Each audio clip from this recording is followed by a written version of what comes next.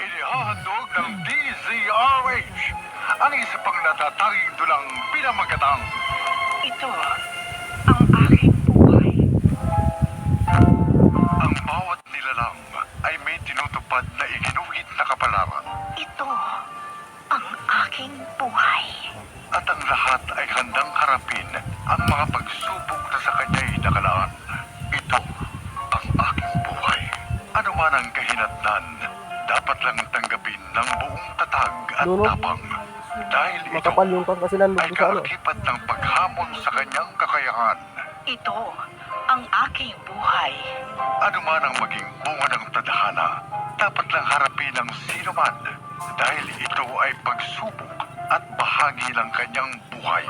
Kaya ang bawat hampas ng araw sa dagat ay mananatiling naayon sa kalagayan ng karagatan. Dapat lang tayong sumunod sa kung ano ang sa atin ay nakatakda at nakalaan. Ito ang aking buhay. Gaano man katindi ang mga pagsubok ay handa nating harapin dahil ang bawat hamon sa ating kakayahan ay lalong nagpapatatag sa buhay natin. Hindi sumusuko sa bagyong dumarating, mananatiling matibay anumang lindolang dumating. Umaasang pagkaraan ng mga hindi mabilang na hagupit na nag-iwan ng latay sa ating katawang nahihimbing, mananatiling nakatayo ng taas tuo at buong giting. Ito ang aking buhay.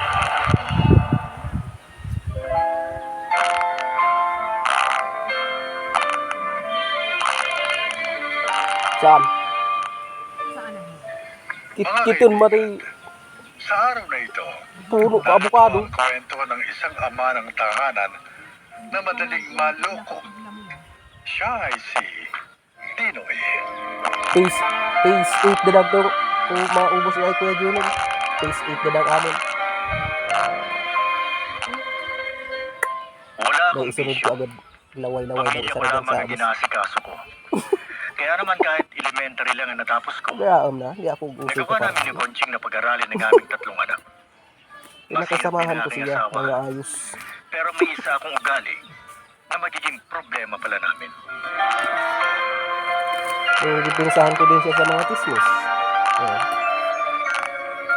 Tay, ito na pong kape niyo. Salamat anak, Warren. Sandali. Bakit malungkot ka? May problema ka ba? Wala naman o. Kaya lang, naawa ako doon sa miss na narinig namin ni Inay na nagre-reklamo sa radyo. Bakit? Ano bang tungkol doon? Naloko siya ng scammer, Tinoy. Ang masakit, pang-matrikula ng anak niya yung naibigay niya. Ay, nakakawawa naman. Paano na yan ang pag-aaral ng anak niya? Kaya nga ako naaawa ako. Dahil maihinto daw ang anak niya. Kaya kayo, Nay, Tay, mag-iingat kayo ha. Lalo na sa mga taong mabulaklak magsalita. Mag-isip muna kayo para hindi kayo maloko.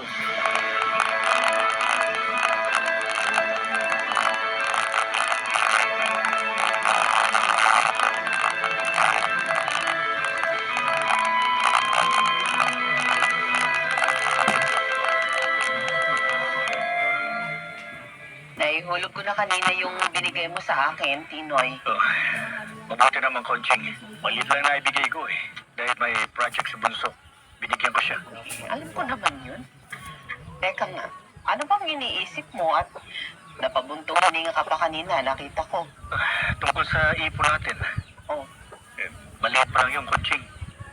Ano kaya natin mapagtatapos ang pag-aaral ng tatlo nating anak kung ganito tayo? pareho naman tayong nagtutulungan. Ikaw, nagta-tricycle. Ako naman, nagluluto at nagtitinda ng mga kakanin. Pero hindi naman sasapat yun eh. Sana man lang nakatapos ako kahit high school. Para pwede ako makapagtrabaho sa ibang bansa. Ay, makakaraos din tayo. Basta, ituloy lang natin ang ating pagsisikap.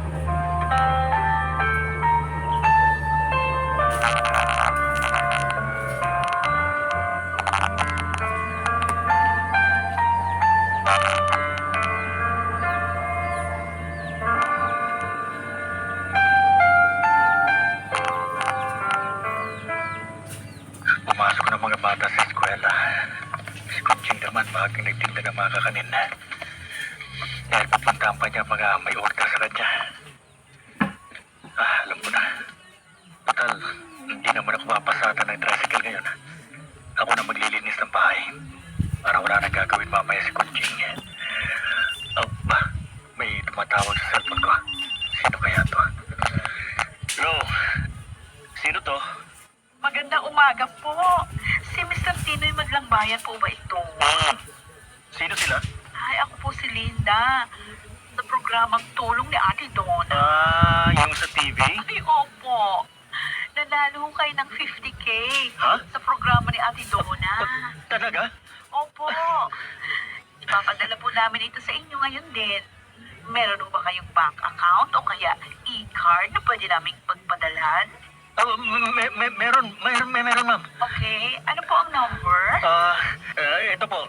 09 1234567. Okay. Sige po. Para ho, ihuhulog na ho yung pera dyan sa number na yan. Ako, oo, ma'am. Pakisabi mo ang number? 55555. Akala ko ho, sardinas. O sige ho. Hintayin nyo na lang ho, ha? Okay, sige. Bye. Naku, sigurado matutuwa nito si Kunching. Malaking halaga ang may dadagdag sa ipo namin. Uy. May nag-text. Baka ito ng pera. Ano to? Nawala ang 10,000 pisong laman ng card namin.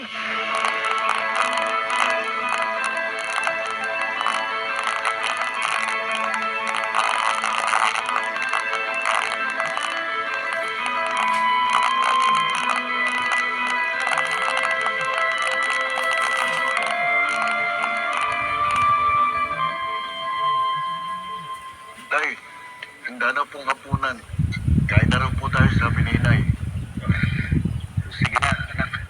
Nauna na kayo. Bakit hindi ko kayo sasabay? Medyo masama ang pakiramdam ko eh. Magpapahinga na lang muna ako.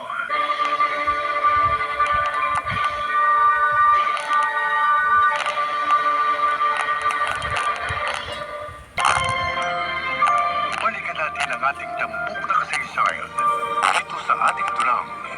Ito ang aking buhay.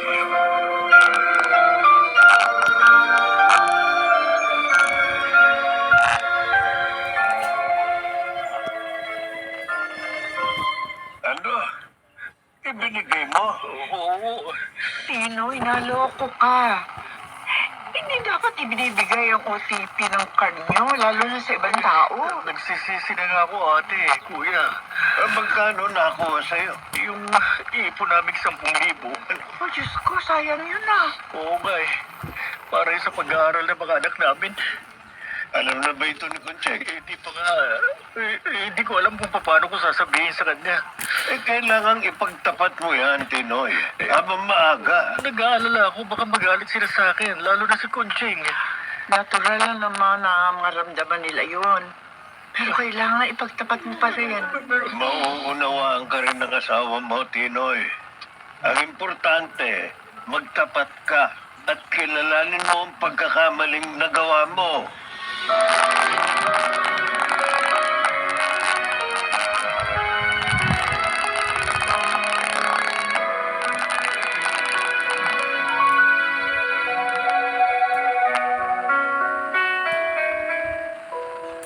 Ano bang problema yung sasabihin mo sa amin, Tinoy? Oo nga, hoy, tay. Pinakakabad niyo kami ni Inay, ah. Kunching, Oh, Warren, pasensya na kayo, ah. bakit? Kasi yung card na pinaglalagyan natin ng ipon natin. Oh, huwag mong sabihin. May nangyari doon? Ano kasi, may tumawag na babae sa akin. Nagpakilala, Linda raw ang pangalan. O tapos? Staff daw siya sa programang Tulong ni Ate Donna. Oh, Episode po yun, tay. Oo nga, sabi nung Linda, nabunot daw ako ni Ate Donna para manalo ng 50,000. ano? Oo, tapos, Hiningi na yung card number natin, tapos Sabi niya, may dadating daw sa akin. Sabihin ko na kagad sa kanya. OTP yun. Ibinigay nyo, tay. Sabi niya kasi kailangan daw yung para maipadala niyo yung 50 mil. Ay, naman! Ano ka ba namang tao ka? Ay, hindi mo dapat ginawa yun! Ano nga? Dahil nakuha niya yung 10,000 pisong ipon natin. Bakit nyo ibinigay, tay? Akala ko naman kasi totoo, anak. Sa sobrang tuwa ko, naibigay ko kaagad. Naisip ko, malaking dagdag yun sa ipon namin ng nanay niyo. Kaso nga, sa halip na madagdagan, ayun, nawalan pa tayo ng pera. Taga mo naman, Pinoy! Dapat pala, cellphone ko na lang ang ginamit natin na pinang-register dun sa card. Ano ba yan? Tay, paano ngayon yan? Anong gagamitin namin pang gasto sa pasukan? Kayo naman kasi.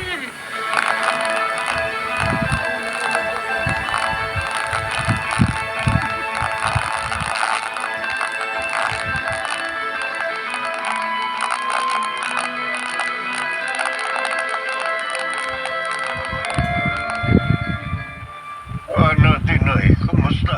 Ano nangyari? Kaya, nagalit sila sa akin eh. Ang sakit nga rin sinabi sa akin ni Kunching. Ilang araw na nga nila akong hindi kinakausap. Baka naman nasasakta pa rin sila. Bigyan mo pa ng konting panahon. Oo nga, pinsan. Mapatatawad ka rin nila. Hindi mo naman sadya yun eh. Nagsisisi ako sa nagawa kong pagkakamali, Kuya Goryo. Ate Pilar. Nadulubo ako. Pagramdam ko, tanga-tanga ko. Parang magkakasakit na nga ako eh. Kalimutan mo muna yun. Ang mabuti pa, dito ko na maghapunan sa amin. Oo, pinsan. Nagluto na silang palukang manok ang Ate Pilar mo. I-relax mo yan. Mahirap. Baka magkasakit ka pa.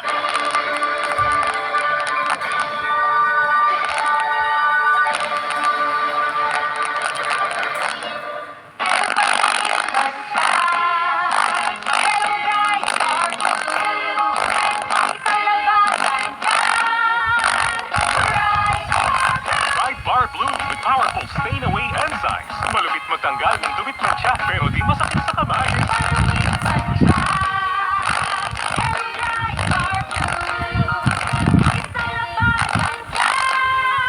Tested ang common and polycopid sa manchak, malupit, kamay mo, mabait. Try Bar Blue, manufactured by ACS Manufacturing Corporation. ISO certified, world-class quality. Mula sa #1 Smart Dishwashing Base. Ang galing-galing mo! Smart dishwashing base ko. Pritong ulam na masebo. Sato at kaldero. Ang galing for everyday. Ganyan pag Smart ang dishwashing paste. May double tanggaling formula. Tanggal galing ang sebo at bakterya. Bahit para walang bahid. Linis fantastic sa metal at plastic. Number 1 to top. Ang galing-galing mo. Smart dishwashing base. Heavy duty linis bawat pahid. Smart dishwashing paste, manufactured by ACS Manufacturing Corporation. ISO certified, world-class quality. Para tiwas-iwas sa sakit. With diet and exercise. Nag-aalab ang ilaw mula sa mga ulo at aking nadama ang kanyang nalalapit na pagdating. Magsipaghanda kayo dahil si Jesus mula sa mga ulang makikita siya lahat ng mga tao at iiyak ang mga tao sa lahat ng bansa sa mundo dahil sa takot. Revelation 1:7. Turn to Jesus today. He is the only way to heaven. Brought to you by Eric's Tree. Para di madaling masira ang ngipin ng pamilya, ngayon pa lang, unique toothpaste for brushing every after kumain. Dahil ang unique toothpaste, may Max Protect formula. Help stop cavities even before they start. While keeping breath fresh with regular use.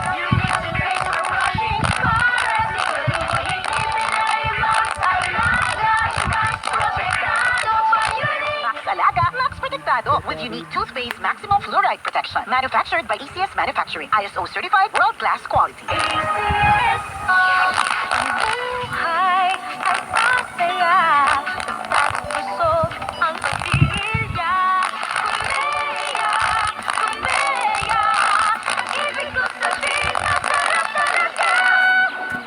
ka na, Nay? Yes, anak. Bumuti na ang pakiramdam ko. Ay, salamat. Kaya pagdating sa... Natin ang ating tampok na kasaysayan dito sa ating dulang. Ito ang aking buhay.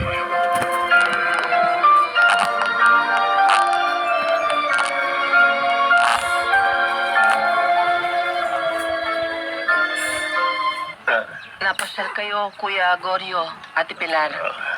Oo, Conching. Gusto lang namin kayong kumustahin, lalo na si Tinoy.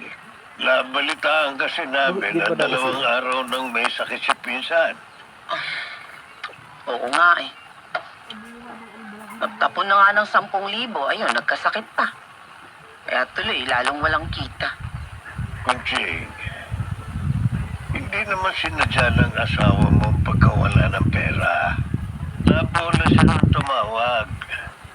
Dahil na rin sa nga rin niyang madagdagan ang ipon niyo para sa mga bata. Tama si Goryo, Conching.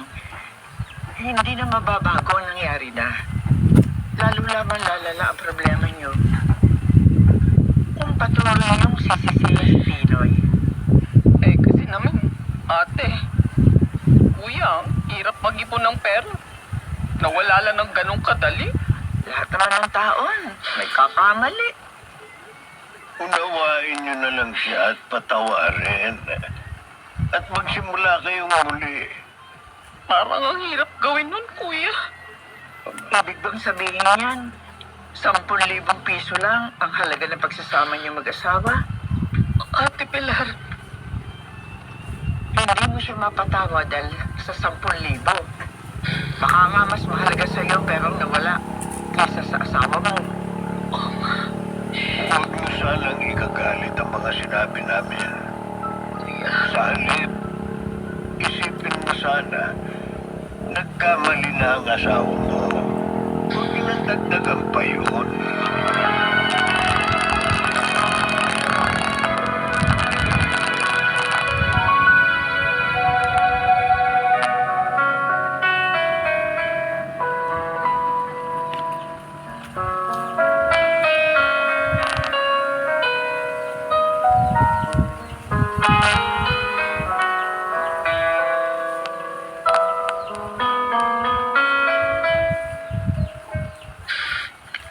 Nay, bakit po kayo umiiyak? Naawa ako sa tatay niyo, Warren. 3 araw na siyang may sakit. Siguro, nahihirapan siya sa nangyari tapos galit pa tayo sa kanya. Hindi pa rin pala siya gumagaling. Malamang stress si Itay. Mabait naman ang tatay niyo eh. Responsable. At kung nagkamali man siya, hindi naman niya sadya yun. Gusto lang niyang maragdagan ang ipon namin para sa inyo. Alam nyo, tama si Chonggorio at Chang Pilar eh. Hindi na po natin dapat palalain pang pagkakalao kay Itay. Hindi na natin siya dapat sisihin. Unawain na lang po natin. Salamat. Salamat, anak. Salamat at naglubag na rin ang pagdaramdam mo sa iyong itay.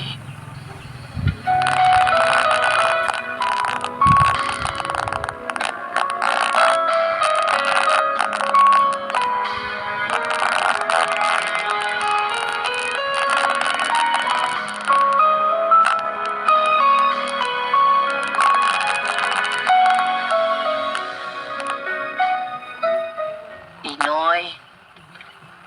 Oh, nagluto ako ng lugaw. Baing ka. Katapos, minom ka ng gamot. Oo nga ho, Itay. 3 days na ngayong may sakit. Jake, Warren, kasalanan ko hindi naharap tayo ngayon sa malaking problema. Kasi tanga ako eh. Ay, walang pinag-aralan kaya madaling naloko. Pagkawala na sa akin. Tama na po yan. Hindi lang naman kayong nabibiktima ng mga masasamang tao eh. Kahit po yung mga nag-aaral, naluloko din. Tama. Tama ang anak natin, Tinoy. Kalimutan na lang natin yun. Magpagaling ka na, ha? Mas kailangan ka namin kesa sa pera. Ha? Salamat. Salamat at hindi na kayo ganun sa akin. Salamat sa pangunawa ninyo.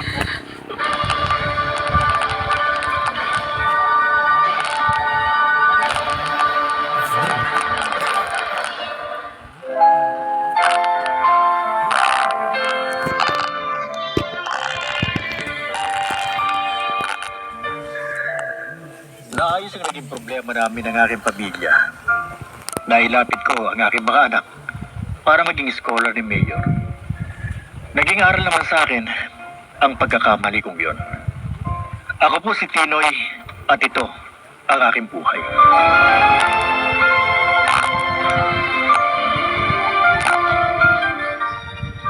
Mas mainam yung nag-iisip muna at hindi nagmamadali sapagkat makaiiwas sa malaking pagkakamali.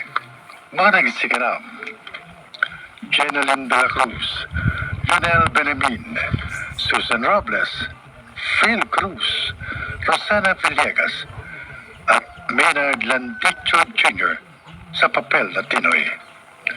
Naglapat ng angkop na tunog Jerry Montiel, sa musika Buboy Salonga, sa perbisyong teknikal Eric Lucero at Bong Muyar, creative consultant Phil Cruz, production assistant Anching Cruz. Ito'y mula sa panulat ni Selma Corporal Alcantara, sa direksyon na Jude Martin Legaspi at Maynard Landicho Jr.